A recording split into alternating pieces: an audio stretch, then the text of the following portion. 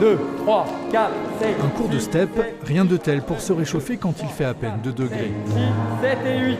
Faire du sport dans le froid, ces terminales ne vont plus avoir le choix.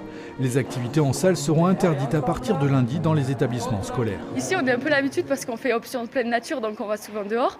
Mais bon, on se couvre, voilà, on s'adapte.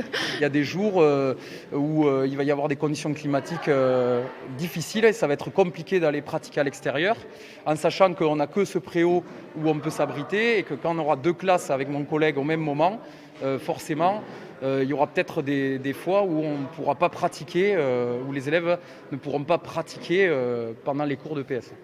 Autre mesure annoncée par le gouvernement, un renforcement du protocole sanitaire à la cantine.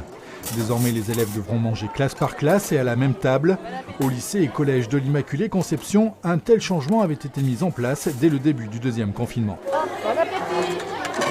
Ils arrivent par classe, on désinfecte les mains, on prépare les plateaux et ils se mettent dans leur zone de passage, sur les tables. Objectif, éviter le brassage entre groupes. Chaque midi, les repas s'étalent sur près de 2 heures et les élèves assurent eux-mêmes la désinfection. Ce protocole, il a fait ses preuves parce que quand nous avons une famille qui a un cas contact ou qui a un élève qui a le Covid à l'intérieur de la famille, et ça a été le cas en début de semaine, on peut très rapidement, en l'espace d'un quart d'heure, localiser tous les élèves qui ont eu un contact avec lui sur les derniers jours. Depuis le début de l'épidémie de Covid-19, aucun des 600 élèves n'a pour le moment été contaminé dans l'enceinte de l'établissement.